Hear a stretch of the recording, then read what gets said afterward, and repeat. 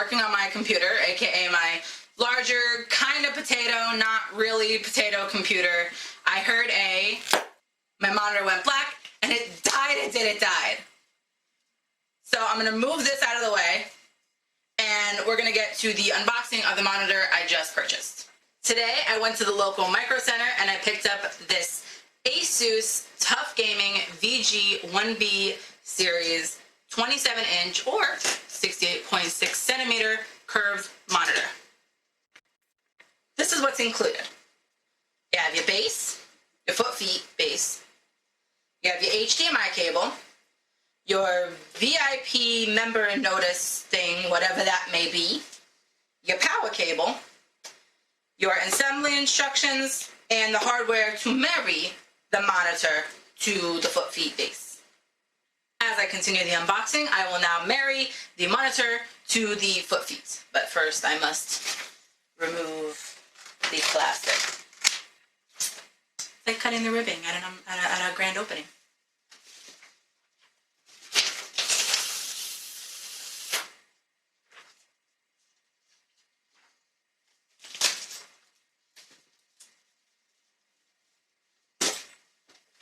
I will be using my little iFixit kit to put it together.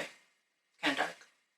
My lights are slowly dying, so kind of gotta move along.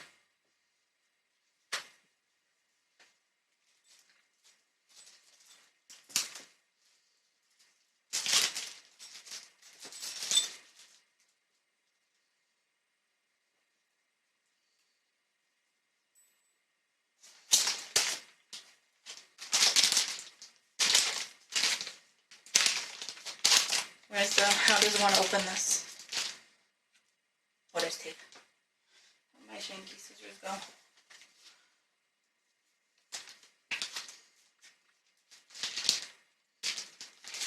Bear with me, I'm trying my best here.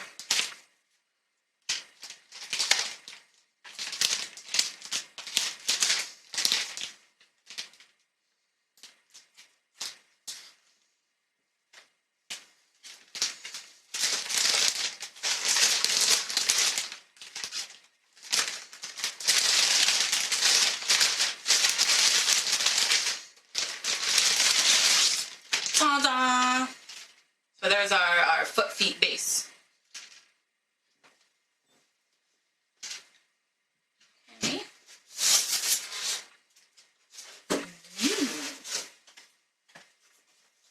So this is our little piece. This styrofoam is noisy. Okay. Get that out of there. Okay. So it looks like this down here is where our base is going to go, but we're going to trim this a little bit. And we're going to be gentle about it. As if my scissors want to work properly.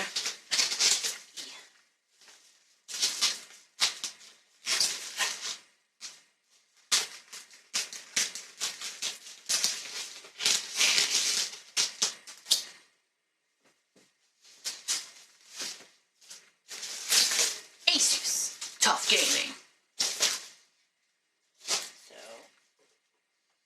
this goes. Does this just slide in? Yes, it does. Ta-da! And then our little screws go back in here. Need to get. This might be too small. Bear with me. I have to find the right size. Oops, that's too small. Okay. Gonna have to use the Big Papa.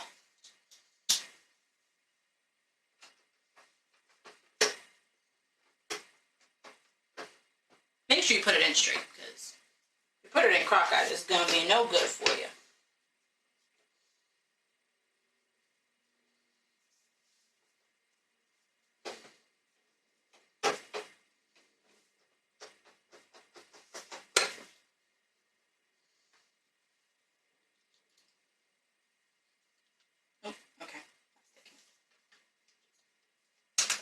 In there.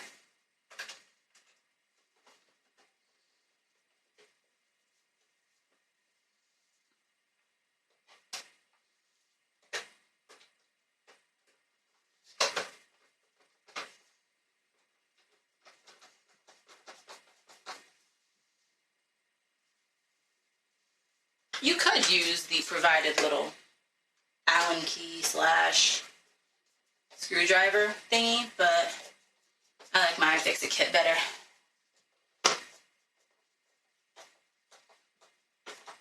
So I just started each screw rather than tying them down one at a time.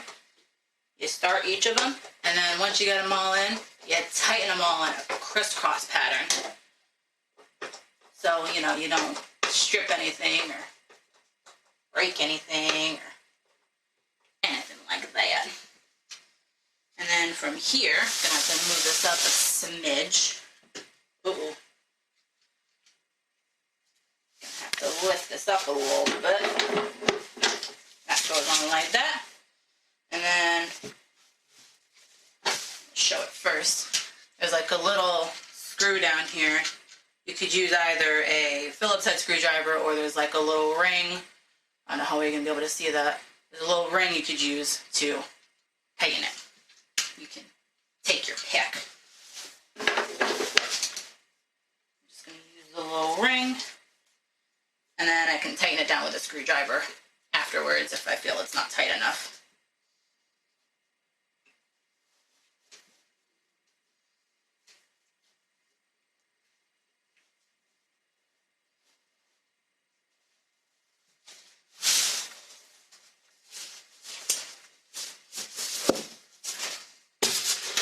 Out of there. Get this styrofoam paper off. And there you have your brand new, shiny, pretty Asus monitor. Shiny, pretty, shiny thing. Before I move on to the ports on the back of the monitor, your VIP member notice is just your warranty information in 4 different languages. So you have English, Spanish, French, and Portuguese. And for the little tool provided by Asus to marry the little, well, not little, but the foot-feet rest base thing to the actual monitor is kind of chintzy or cheesy. It's just a Phillips head screwdriver on one end and an Allen key on the other end, which you don't even use, so I don't understand why Asus would provide something like that. So that's why I use my iFixit kit, because that's just kind of cheesy. Now, for the ports on the back, you have your headphone jack, you have your audio pass-through, and you have your VGA and HDMI port, but no display port, which I don't understand why that's not here. I feel like VGA is kind of outdated, so it's kind of odd why they wouldn't put a display port and your power. Now, over on the side here, you have what I believe is for your OSD. It's like a little joystick button combo thing. And on the side, these buttons down here, these are all buttons here, just so you can hear the little clicks. It's not very clear as to exactly what they're for. The manual doesn't state anything. Nothing's really labeled. There are some labels on the side, but they're not very helpful. So as far as that's concerned, we will get to that once I have this hooked up, and we'll see what it is then. But I do know for a fact that the bottom one here is, in fact, for the power of the monitor.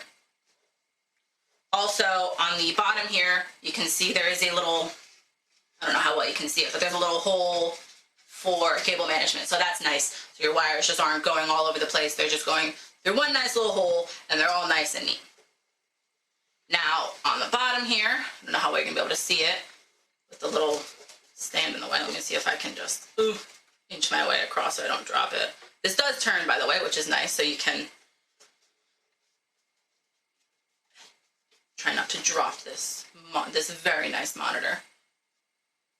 There's all your ports. Again, this is your headphone and your audio pass-through. The one next to it is your VGA and then your HDMI. And then over here is, not obviously, it's never obviously, your power.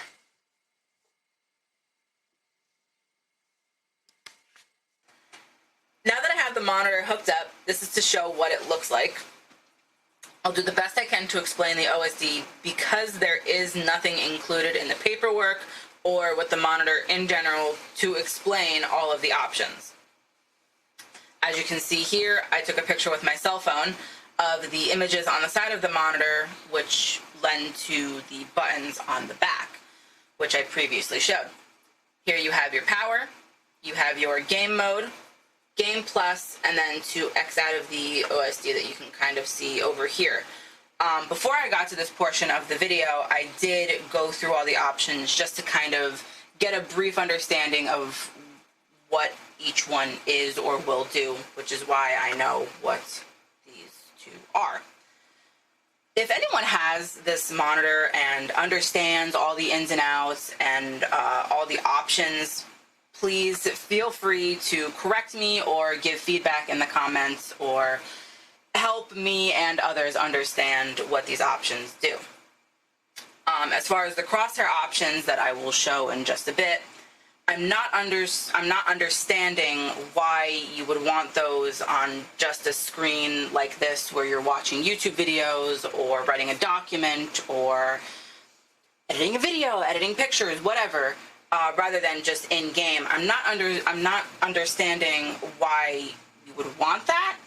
While I do play games, I'm more of a console gamer than I am a PC gamer, though I do plan to transition to PC more than console at some point in the future. Like I said, you will see what I'm talking about, the crosshair options, when I bring up the OSD. Also, with this monitor, or any other one Asus makes, you will have to memorize each button and their functions, because it's like poking around in the dark, considering that the buttons are on the back here, as well as the little joystick that I mentioned. So now let's go through all of the OSD options. So this is your game visual. You have scenery mode, racing mode, cinema mode, RTS and RPG mode, FPS mode, sRGB mode, and MOBA mode. So here's your racing mode, cinema mode, RTS RPG mode, FPS mode, sRGB mode, and MOBA mode. I'm having a hard time understanding what they mean by MOBA mode, considering that it is mainly black and white with little hints of color here and there. If you know what that means or you understand, please feel free to let me know in the comments below. Back to scenery mode. Poke around in the dark. There's our Game Plus mode. Here is the crosshairs I was talking about. Again, not sure why you'd want those. So there, not sure if you can see it, but it adds a little red dot right in the middle of your screen. Pull that up again. Oops, wrong button. See, not very easy. You always hit the wrong thing. And you have same thing, just green. Poke around again. Oops, wrong one.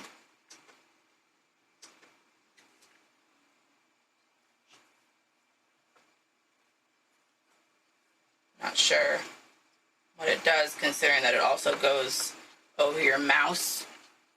If I understand correctly, you can maneuver it with the joystick, but again, I'm just not understanding what that's for or what purpose it serves. Again, same thing, just in green. And that one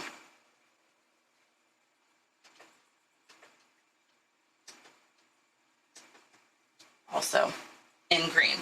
So again, if you know what they're for, please feel free to let me know. You have timer. I'm not sure what the timer is for.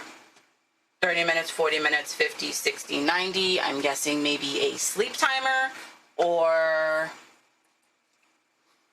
how long you would, play your games. If you want to set a certain timer, you only want to play for so long, you set a timer and It will tell you, hey, time to stop gaming, go do something else with your life. You have an FPS counter, you have 2, just normal FPS, but again, I don't understand why on a screen like this, where you're just watching YouTube videos or, again, editing videos, editing pictures, doing anything but gaming, I don't understand why you would need an FPS counter. And then, wrong one. You have a different type of SPF? It's not sunscreen, it's FPS, frames per second. And a different FPS counter with a graph. Again, it's large, too large.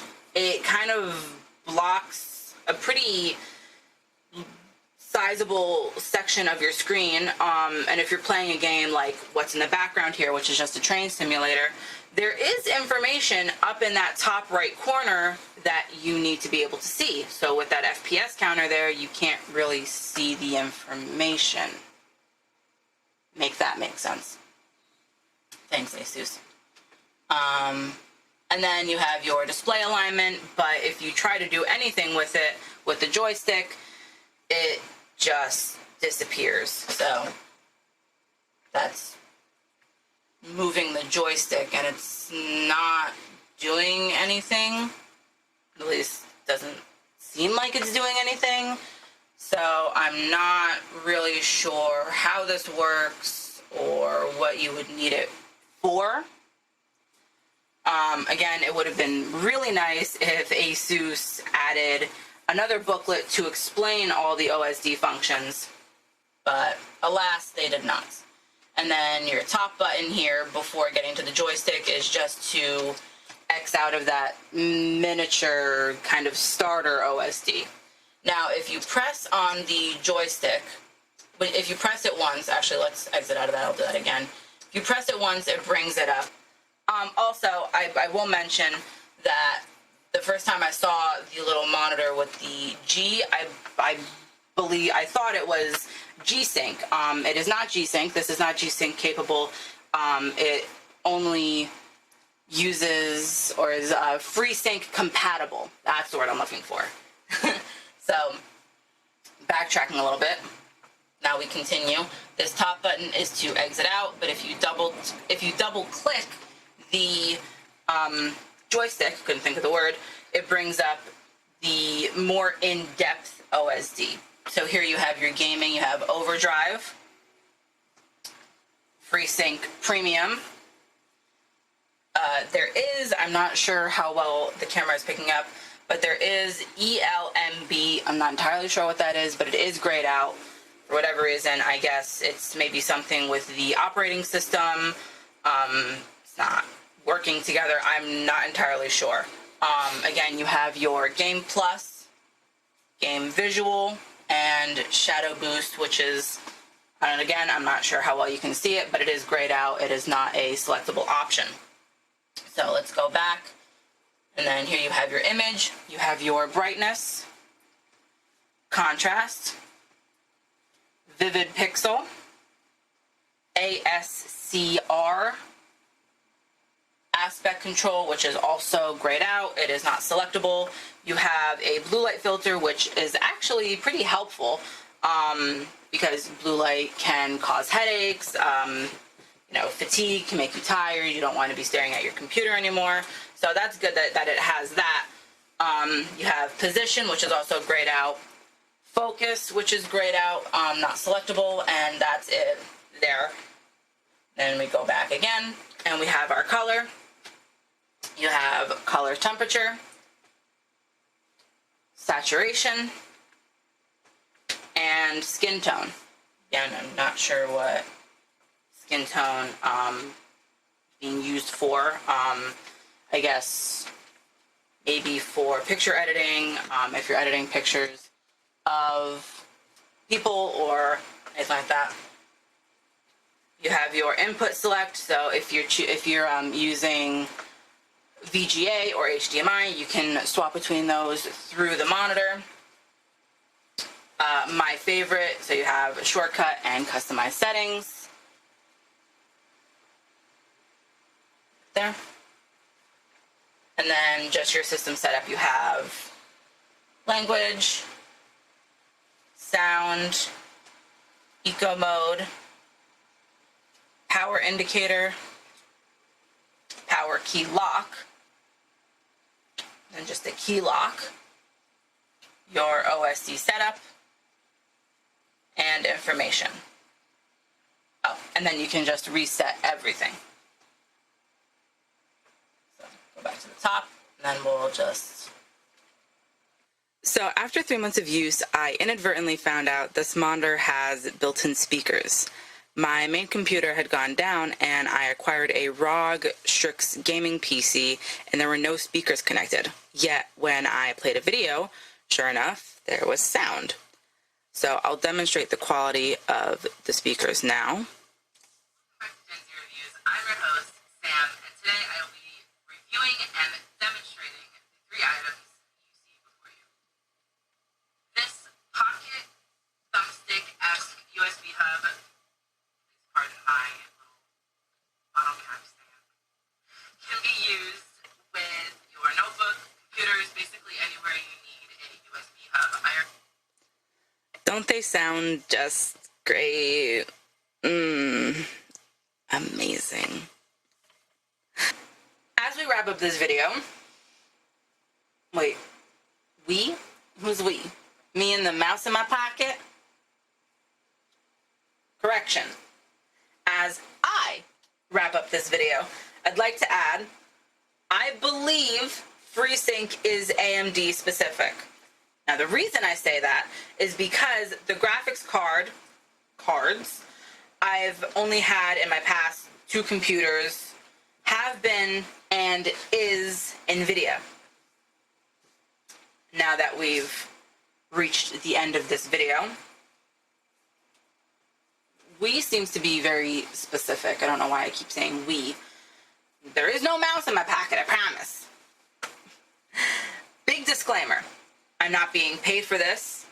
I was not given this by Asus. I purchased this from my own pocket for $159.99. As you can see here, I just smacked it. I'm so sorry. As you can see here. Thank you so much for watching. If you found this video helpful or informative, please give it a thumbs up.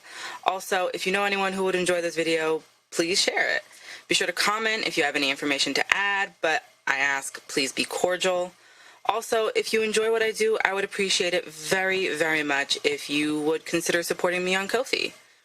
Thanks so much for sticking around, and I will see you in the next one. Bye for now.